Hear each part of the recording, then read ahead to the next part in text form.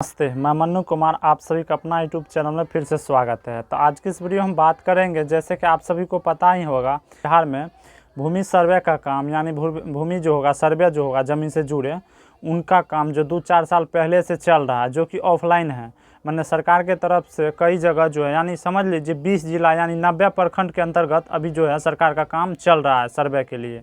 तो सरकार यहाँ पे बात की है, माने कि जो भी व्यक्ति अगर आप छूट गए हैं, माने कोई किसी भी कारणवश से आप अपने ज़मीन के रिकॉर्डिंग जो भी कागजात होते हैं, वो कागजात को अभी तक आप सर्वे सिविल सेंटर में जमा नहीं किए हैं, तो उनके लिए सरकार क्या किए हैं कि एक मतलब एप्लीकेशन तैयार किया, यानी कि एक वेबसाइट लॉन्च किया है, जिस वेबसाइट के ज़रिए आप जो है मतलब भूमि अपना सर्वेक्षण के लिए वहाँ पे काम कर सकते हैं।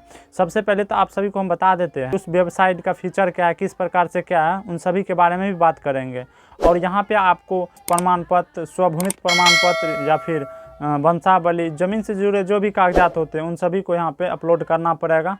तो इसके लिए हम आगे जानेंगे। तो चलिए आप यहाँ पे हम दिखा देते हैं आप सभी को। गूगल सर्च बॉक्स के अंदर हमने टाइप किए हैं dlrs.bihar.gov.in। इनको आप जैसे न्यू टैब चलिए ओपन कर लेते हैं। इसमें आपको यही लिख करके सर्च कर लेना है। तो चलिए हम सर्च कर लेते हैं। जैसे सर्च कीजिएगा देखिए इस प्रकार से पुनः फिर वेबसाइट खुल के आ गए। तो सबसे पहले आपको यहाँ पे देख लीजिए, directorate of land record and survey, government of Bihar. तो आप यहाँ पे सीधे देख लीजिए, यहाँ पे सारा कुछ दिया हुआ है। यहाँ पे पॉपअप स्क्रीन चल रहा है। यहाँ कुछ नहीं करना है, आपको स्क्रॉल करते हुए नीचे चले आना है। तो आप यहाँ पे देख लीजिए लिखा हुआ रैयत द्वारा स्वामित्व धारिता भूमि की स्व घोषणा, यहाँ पे आपको क्लिक कर देना। चलिए हम कर देते हैं। जैसे क्लिक कीजिएगा यहाँ पे उनका नाम लिख लीजिएगा, जिनके नाम से आप सर्वे के लिए ऑनलाइन आवेदन कीजिएगा। चलिए हम टाइप कर लेते हैं। इसमें देख लीजिए ऑलरेडी बिहार दिया हुआ है कि आप जिला से आते हैं, पूर्णिया से आते हैं, तो पूर्णिया को सेलेक्ट कर लेते हैं। उसके बाद यहाँ पे फ़ोन नंबर देना जरूरी है। आप यहाँ पे देख सकते हैं स्टार रेड रेड कलर का लगा हुआ है। ये जहाँ पे लगा रहता है यानी उनको भरना अनिवार्य है। तो चलिए हम भर लेते हैं।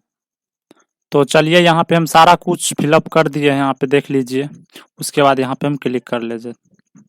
जैसे क्लिक कीजिएगा तो इस प्रकार से आपके सामने फॉर्म खोल के आ जाएंगे। तो यहाँ पे आपसे पूछ रहा है इंटर ओटीपी, यहाँ पे आपके मोबाइल नंबर पे ओटीपी आएंगे, तो आप यहाँ पे ओटीपी फिलअप कर दीजिए। चलिए हम फिलअप कर लेते हैं। तो देखिए जैसे ही ओटीपी यहाँ पे फिलअप किया तो इस प्रकार से फॉर्म खुल के आ गए हैं। तो चलिए यहाँ पे हम भर लेते हैं। यहाँ पे आप अपना डिस्ट्रिक्ट सेलेक्ट कर लीजिएगा। चलिए हम कर लेते हैं पूर्णिया से। इसके बाद अपना एरिया सेलेक्ट कर लीजिएगा। उसके बाद फिर देखिए यहाँ पे मौजा, यहाँ पे आप जो है अपना थाना नंबर के साथ यहाँ पे अपने पंचायत को सेलेक्ट कीजिएगा, मौजा को। तो चलिए यहाँ पे कर लेते हैं। उसके बाद करने के बाद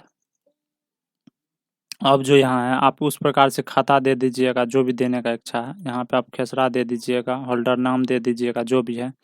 अब यहाँ पे जो है यहाँ पे ओनली कर रहा PDF file under 3 MB is allowed, यानी आप 3 MB से कम होना चाहिए, ज़्यादा नहीं।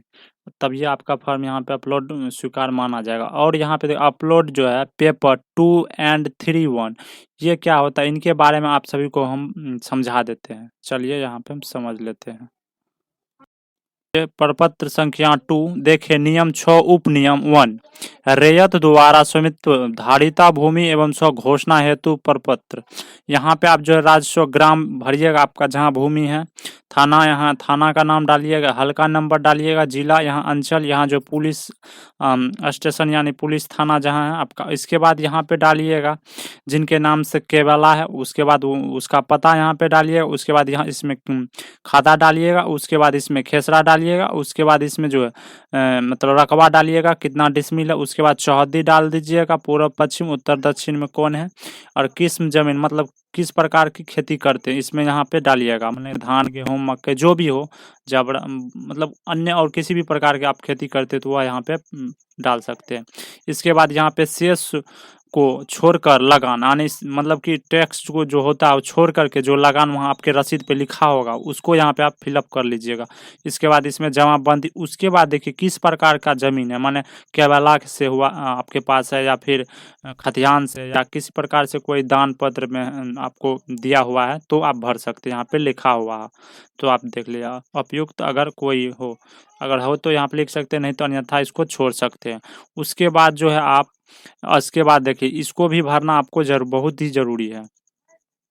देखिए देख लीजिए, बिहार विशेष सर्वेक्षण एवं बंदोबस्त तकनीकी मार्गदर्शिका, यहाँ पे प्रपत्र 3-1 वहाँ पे आपको हम दिखाए थे। चलिए यहाँ पे आप सभी को दिखा देते हैं। यहाँ पे देख लीजिए 3-1 है, तो यही फॉर्म जो है यहाँ पे आपको जो है देख लीजिए। तो वंशावली अधिनियम की धारा 5-1 यानी कि आप देख लीजिए, सबसे पहले इसमें आप अंचल भरना, जिला भरना, उसके बाद आप जिसके नाम पे आप जमीन, यानी कि जिसके नाम से आप जमीन सर्वे के लिए कर रहे हैं, अगर उनका पापा मर गए हैं या फिर अन्य व्यक्ति कोई भी हो उनके परिवार से गुजर गए हैं, तब जो है जिनके नाम से आप मतलब सर्वे करवाना चाहते हो तो उनका नाम यहाँ पे डालिएगा। उसके बाद देखिए यहाँ पे सारा कुछ आप कहाँ निवास करते हैं सारा कुछ यहाँ डाल दीजिएगा, ग्राम पंचायत का नाम, यहाँ थाना, अंचल, जिला, जाति, उसके बाद देख लीजिए पिता ग्राम, फिर राजस्व, अंचल, सारा कुछ यहाँ खतियान है, सारा कुछ यहाँ पे देख लीजिए, खेसरा है। तो यहाँ पे मतलब कि पढ़ के आप अस्थिर से समझ के भरिएगा। अगर तब पर भी आपको समझ में नहीं आते हैं तो बड़े बुजुर्ग आपके घर के बगल उगल में होंगे या फिर आपके तहसीलदार जो होते हैं कर्मचारी से संपर्क करके उनसे आप इनके अकॉर्डिंग सारा कुछ जानकारी ले सकते हैं।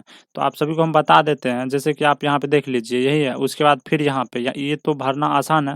यहाँ रैयत का नाम, जिनके नाम से आपके वाला उनका नाम डालिएगा, या फिर वो जीवित नहीं है तो जिसके नाम से ज़मीन सर्वे करवाना चाहते, जिनके नाम पे ज़मीन लेना चाहते उनका नाम यहाँ पे डालिएगा, उसके पिता का नाम, उसका अस्थायी पता डाल दीजिएगा, यहाँ पे खाता खेसरा, रकबा यहाँ डाल दीजिए, चौहदी डाल दीजिए, जमाबंदी, ये तो आपको आसान है।